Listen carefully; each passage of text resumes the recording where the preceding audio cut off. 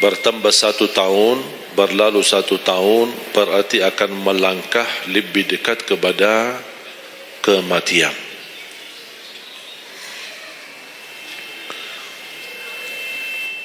Sebenarnya bukan berapa usia kita, tapi apa isi usia kita. Isinya apa? Dan sebagaimana Rasulullah SAW menjelaskan di hadis yang sahih, di hari kiamat tidak akan tergeser kaki seorang sambil ditanya oleh Allah 4 pertanyaan. Berarti kita akan menghadapi 7 pertanyaan. 3 di kuburan, menghadap munkar nakir, man rabbuka, ma dinuka, man nabiyuka. Yang tersisa 4 nanti di hari kiamat, sebelum dimulai hisab, sebelum tergeser kaki kita ke surga maupun ke neraka, ditanya oleh Allah Subhanahu wa taala 4 pertanyaan. Yang pertama, lan tazula qadama 'abdin yaumal qiyamah hatta yus'ala an 4. Tidak akan tergeser kaki seorang di hari kiamat sampai ditanya oleh Allah SWT 4 pertanyaan. Yang pertama, an umurihi fima afnah. Umurnya apa yang kamu lakukan. Allah tidak akan tanya berapa usiamu, tapi apa yang kamu isi dalam usiamu. 60, 70, 100 tahun, kurang, lebih, Allah tidak berdulikan berapa usia kita. Bahkan banyak para sahabat ketika ditanya usiamu berapa, dia menjawab usia saya 10 tahun. Padahal sudah tua,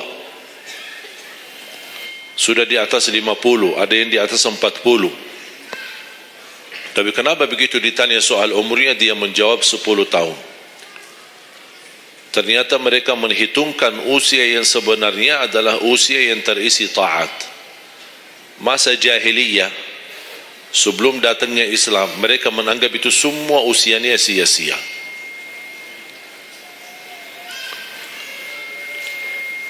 Berarti kalau ada orang muslim tidak salat sama sekali sampai usia 50 tahun, semua usianya sia-sia.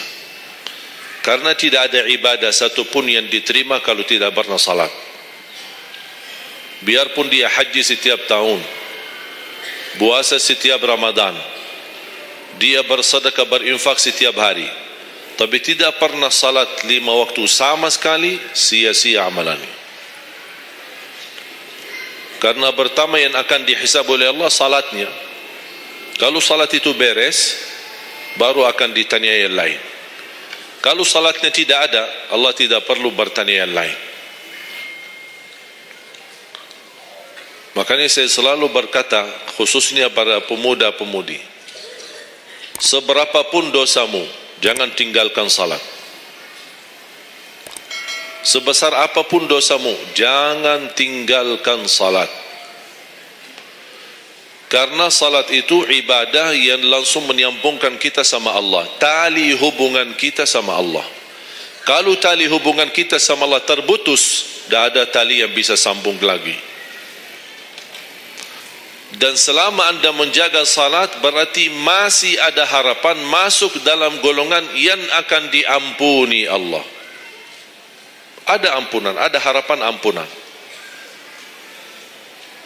Tapi kalau tidak salat, terus bagaimana Allah ampuni kalau tidak mau bertaubat? Banyak orang berkata, saya malu. Atau dia merasa ada bisikan di hatinya, buat apa lo salat? Ngapain? Perilaku kamu aja tidak benar, sama orang tua aja tidak benar, dosamu tidak pernah henti-henti, percuma salat, tidak usah. Itu ingat bisikan syaitan. Karena syaitan ingin semuanya sekali-kali rusak. Kalau berbakti baik belum sempurna, masih banyak dosa maksiat, banyak kerusakan yang lain, tapi masih terjaga salatnya, ada harapan diampuni dosanya. Jangan sampai syaitan berhasil menggoda kita sekalian tidak salat. Oh, sudah hancur, sudah rusak yang lain, ditambah lagi parah, tinggalkan salat. Atau ada orang taubat, selama dia tidak salat, lancar, beres, aman, tidak ada apa-apa. Begitu dia taubat, dia merasa sedih, menyesal, dia mulai menjaga salatnya. Hilang motornya, kehilangan kerjaannya, diuji sama Allah SWT dalam rumah tangganya. Setan datang, coba kamu ada dulu biasa-biasa aja, tidak pernah ada ujian. Begitu anda mulai salat, ada ujian. Ngapain? Udah berhenti aja salat, nanti kembali beres. Berhenti salat. Pas begitu dia keluar masih kehilangan motor. Ya Allah, gimana? Saya selama ini tidak pernah salat, tidak pernah hilang motor. Begitu saya mulai salat malah hilang motor saya. Datangnya setan di situ. Coba kalau kamu tidak salat, tidak bakal hilang motornya. Akhirnya dia merasa nyesal, dia berhenti. Berarti niatnya bukan taubat. Niatnya salat, ya Allah mohon aku salat tapi Allah jaga motor aku ya. Itu niatnya. Bukan salat karena Allah, tapi salatnya karena terjaga motornya. Itu beda niat.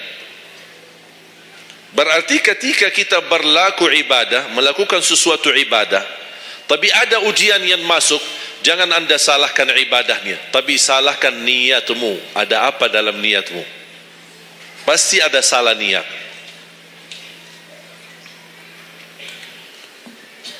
Dan itu inti daripada umur kita. Allah berikan 60 tahun. Kemarin saya hitungkan, kalau standar umur umatku kata Rasulullah kan 60 sampai 70. Itu kira-kira kurang lebih. Ada yang lebih tua, lebih panjang usianya, ada yang lebih muda. Tapi standar kata Rasulullah SAW, a'maru ummati baina 60 wa 70. Standar umur umatku antara 60 sampai 70. Ada yang melebihi dari itu, tapi sedikit sekali dibanding yang lebih muda. Saya kemarin hitungkan 60. Apa yang kita lakukan di dalam usia 60 tahun.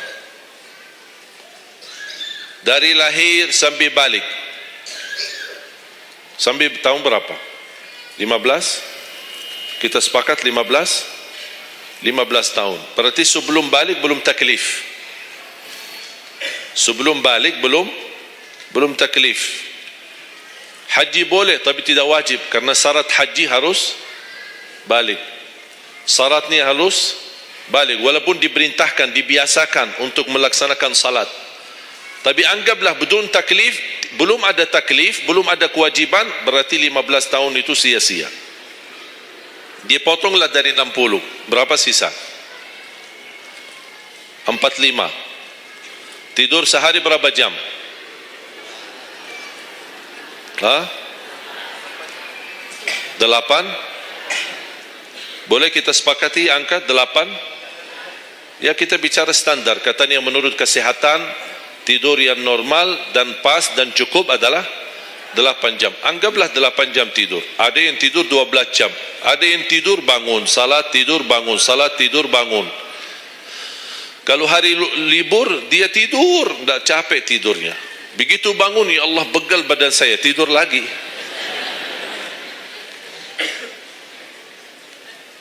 Saya hitungkan 8 jam.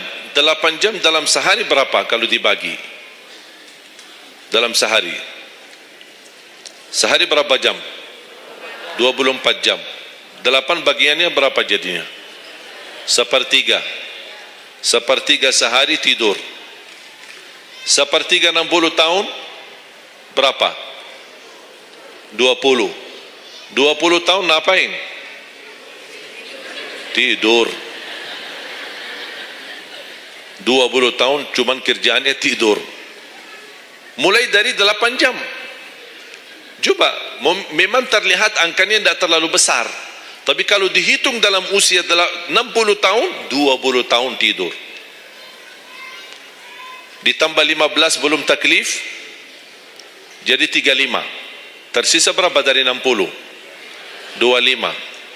Cari nafkah dan rezeki. Kerjaan, standar kerja, jam kerja berapa jam? 8.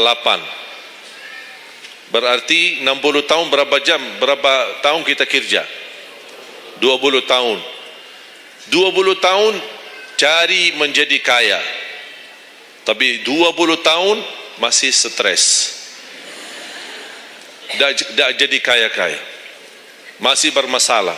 Ditambah habis 20 tahun pensiun, tambah hutang. Belum lagi hutang sana sini. Sekarang semua serba hutang.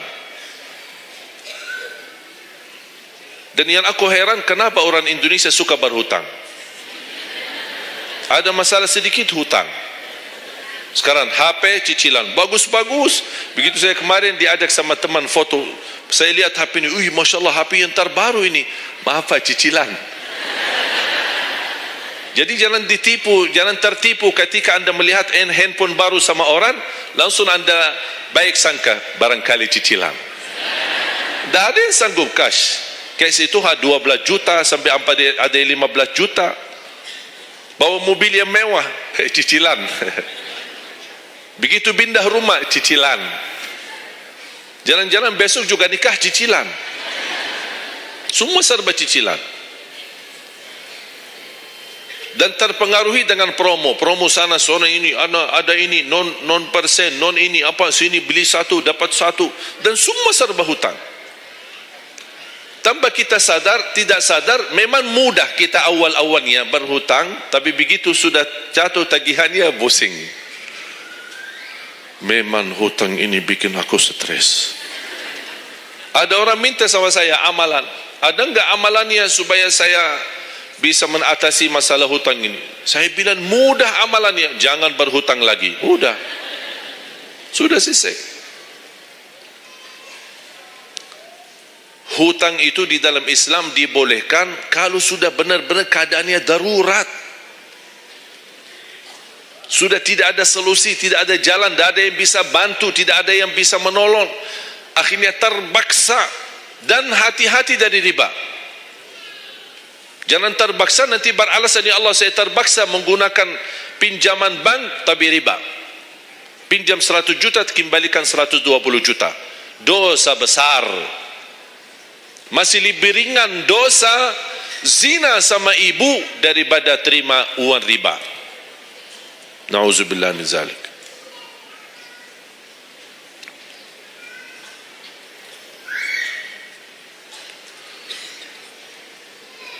Dua 20 tahun cari kerja.